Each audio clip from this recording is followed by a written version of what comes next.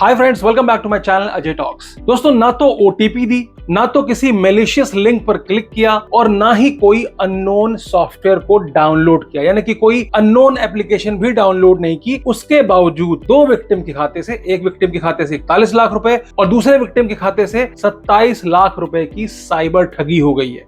तो आज के वीडियो में अंत तक बने रहिएगा, क्योंकि दो मामले हैं और दोनों ही मामले 31 अगस्त 2024 के हैं। मतलब 31 अगस्त को दोनों ही विक्टिम को शिकार बनाया गया। एक विक्टिम नोएडा तो दूसरे विक्टिम दिल्ली के रहने वाले हैं। इससे पहले कि आगे बढ़े, अगर आप चैनल पर नए हैं तो एक छोटा सा काम कर दीजिए, चैनल को सब्सक्राइब कर लीजिए, ताकि आप तक अलग अलग नए नए तरीके, जो नए नए पैतरे स्कैमर्स अपना रहे हैं, उनके तरीकों के बारे में जानकारी पहुंच सके और आप इन सब चीजों से अवेयर रह सके। तो आजकल के डिजिटल युग में साइबर अपराधी भी टेक्नोलॉजी का भरपूर इस्तेमाल कर रहे हैं। कई सारी ऐसी जानकारियां होती हैं जो आप तक नहीं होती हैं और उसका फायदा साइबर अपराधी उठाते हैं। मतलब इतने शातिर लोग हैं कि आपकी आंखों से काजल निकाल लें और आपको पता तक न चले। तो पहला मामला है नोएडा से। नोएडा में ज्योत्सना भाटिया जी, जो कि 44 साल की उम्र है और 82 सेक्टर की एक प्राइवेट कंपनी में जॉब करती हैं। तो उनके पास 31 तारीख को एक कॉल आता है। कॉल करने वाला व्हाट्सएप पर कॉल करता है और उन्हें बताता है कि वो नेटवर्क कंपनी, जो भी उनका नेटवर्क होगा, उस नेटवर्क कंपनी के कस्टमर केयर से बात कर रहा है। तो एक कस्टमर केयर एग्जीक्यूटिव उनको कॉल करता है और उनको बताता है कि आपके फोन में एक ई सिम का फीचर है। अगर आप उसको एक्टिवेट कर लेते हैं तो बाई चांस अगर आप अपना फोन खो देते हैं, आपका फोन खो जाता है, तो आपको कोई चिंता करने की जरूरत नहीं है। तो आपको इस फीचर की जानकारी देनी थी। अब यहाँ पर क्या होता है कि उनको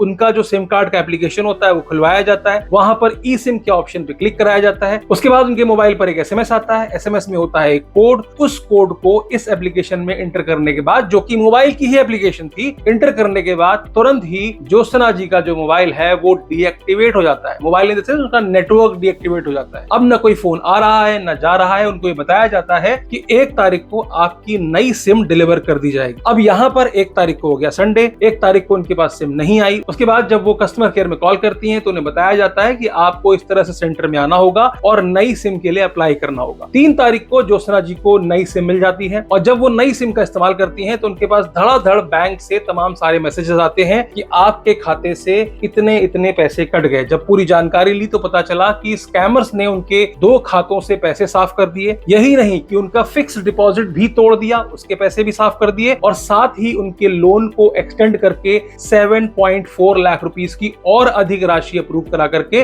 वो भी साइबर ठगों ने साफ कर दी। इस तरीके से टोटल 27 लाख रुपए से अधिक की ठगी ज्योत्सना जी के साथ हो जाती है। वो भी इसलिए हो जाती है क्योंकि वो एक फर्जी कस्टमर केयर एग्जीक्यूटिव के बातों में आकर के अपने मोबाइल के सिम कार्ड को खुद ही डीएक्टिवेट कर लेती है। तो इस तरह से साइबर अपराधी आपको झांसे में लेकर के आपके सिम कार्ड को आपके द्वारा ही ब्लॉक करा देते हैं और आपके नाम पर ही एक दूसरी सिम ऑनलाइन इशू करा ली जाती है। तो इस मामले में नोएडा सेक्टर 36 में जो है एफआईआर दर्ज की गई है और जांच जारी है। तो जैसा कि आपने देखा, इसमें एक भी ट्रांजैक्शन का ओटीपी या कॉल वेरिफिकेशन इनके पास नहीं आती है। मुझे ऐसा लगता है प्रथम दृष्टया ये सिम स्वैपिंग का मामला है, जिसमें कि उनके सिम कार्ड को बंद करा करके एक नए सिम कार्ड पर उस नंबर को ट्रांसफर कराया गया। उसके बाद उनकी बैंकिंग डिटेल्स का इस्तेमाल करके उनके मोबाइल नंबर से उन खातों से पैसे उड़ा लिए गए। फिर भी सोचने वाली बात यह है कि क्या साइबर अपराधियों के पास में उनके दोनों बैंक अकाउंट्स की जानकारी थी? क्या उनको पता था कि इस तरह से लोन को एक्सटेंड कराया जा सकता है? क्या सिर्फ एक सिम कार्ड के जरिए, मतलब आपके पास एक सिम कार्ड है,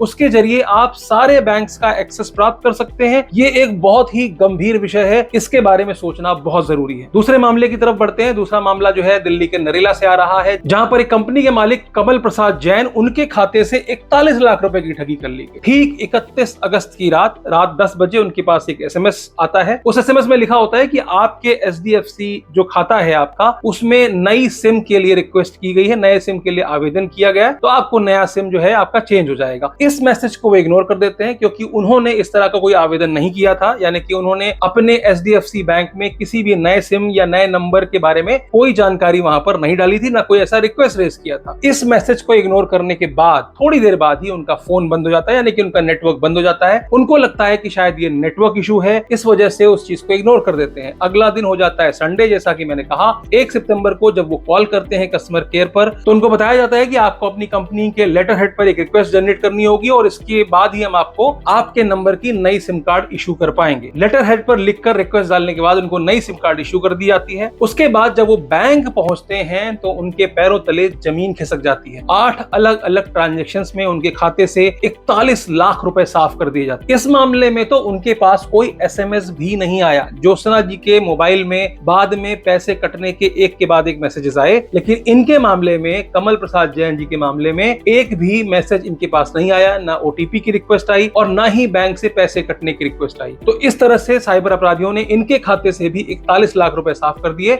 FIR दर्ज हो चुकी है। पुलिस का ऐसा मानना है कि प्रथम दृष्टया इनका मोबाइल हैक कर दिया गया था और हैक करने के बाद इस तरह की वारदात को अंजाम दिया गया। अब इन दोनों ही मामलों में आपने देखा कि बैंक का OTP इन दोनों ही विक्टिम ने किसी को नहीं दिया था। हाँ, पहले विक्टिम की मैं गलती मान सकता हूं कि अनोनिमसली किसी का कॉल आता है, वो अपने आप को किसी नेटवर्क का कोई एग्जीक्यूटिव बताता है कि मैं मान लीजिए एयरटेल से बोल रहा हूं या वोडाफोन से बोल रहा हूं और मैं इस तरह के नए फीचर के बारे में आपको बताना चाह रहा हूं। तो यहां पर आपको सतर्क रहने की जरूरत है। व्हाट्सएप पर कोई क्यों कॉल करेगा? सबसे पहले तो कोई व्हाट्सएप पे कॉल कर ही नहीं सकता है। कोई कस्टमर केयर एग्जीक्यूटिव व्हाट्सएप पे कॉल कर रहा है, ऐसा तो आज तक हमने कभी नहीं सुना है। तो जहां तक मेरी जानकारी है और जहां तक मुझे लग रहा है कि प्रथम दृष्टया ये एक सिम स्वैपिंग का मामला हो सकता है। ऐसे मामले में धोखे से आपकी एग्जिस्टिंग सिम को बंद करा दिया जाता है और बंद करने के लिए आपसे ही रिक्वेस्ट कोड को जनरेट कराया जाता है। यानी कि आप जब भी अपना पुराना सिम कार्ड बंद करना चाहते हैं तो आपके मोबाइल पर एक कोड आता है, जिस कोड को डालने के बाद ही आपके पुराने सिम को बंद किया जाता है और नए सिम में आपका जो है मोबाइल नंबर एक्टिवेट कर दिया जाता है। तो साइबर अपराधी क्या करते हैं, नए सिम कार्ड, चूंकि उनके पास सिम कार्ड का एक्सेस है, वो आपके बैंक में जहां जहां आपने वो नंबर दिया होता है वो सारे SMS वहां प्राप्त कर लेते हैं और उन OTP के जरिए उन खातों को साफ कर देते हैं। लेकिन फिर भी सोचने वाली बात है कि अगर साइबर अपराधी के पास में आपकी बैंकिंग डिटेल्स ही नहीं है तो वो कैसे सिर्फ मोबाइल नंबर के जरिए आपके बैंक अकाउंट तक पहुंच सकता है? ये एक डिजिटल सुरक्षा का गंभीर मामला है। तो भैया सतर्क रहिए। इसके पहले भी ऐसे तमाम मामले आए हैं, 50-50 लाख रुपए तक लोगों के खाते से निकल गए हैं। मैंने भी उस पर वीडियो बनाया, अगर आपको वो देखना है तो डिस्क्रिप्शन में उसकी लिंक दी हुई है। इस मामले में एक ही चीज है जो कि सबसे इंपॉर्टेंट है, वो ये है कि जैसे ही आपके मोबाइल का नेटवर्क जाता है सबसे पहले आपको बैंक भागना है। लेकिन अगर आप इन दोनों मामलों को ठीक से स्टडी करें तो देखेंगे कि 31 तारीख को शनिवार था और 1 तारीख को संडे होने की वजह से बैंक बंद थी। तो अगर मैं आपको ये भी कहूं अवेयरनेस के लिए कि भैया आप तुरंत बैंक पहुंचिए, तो बैंक ही बंद है, आपका खाता ऑनलाइन ही साफ किया जा चुका है। अब यहाँ पर अगर प्रिवेंशन की बात करें तो दोनों मामलों में से पहला मामला जिसमें कि आपको बता दिया कि वो कोड आया था, शायद वो डीएक्टिवेट करने का कोड था जो कि उन्होंने नहीं समझा और उसको एक्टिवेट कर लिया एक एग्जीक्यूटिव के कहने पर, तो उसकी वजह से उनका सिम कार्ड ब्लॉक हुआ। दूसरे मामले में चूंकि पुलिस का ये कहना है, पुलिस का वर्जन ये है कि उनका मोबाइल हैक हुआ था, तो संभवतः ये हो सकता है कि मोबाइल हैक होने के बाद उसका एक्सेस साइबर अपराधियों के पास था। साइबर अपराधियों ने जो है कोड को जनरेट किया, कोड उनके मोबाइल पे आया, चूंकि मोबाइल ऑलरेडी हैक था तो ये कोड साइबर अपराधियों तक पहुंचता है और साइबर अपराधी नई सिम के लिए रिक्वेस्ट जनरेट कर देते हैं। लेकिन रातों रात सिम कार्ड भी एक्टिवेट हो गई, रातों रात पैसे भी निकल गए, ये भाई साहब सोच से परे है। भैया बहुत ज्यादा सतर्क रहो, नई नई चीजें मार्केट में आ रही हैं, अवेयरनेस बहुत ज्यादा जरूरी है। जैसे ही नेटवर्क जाए,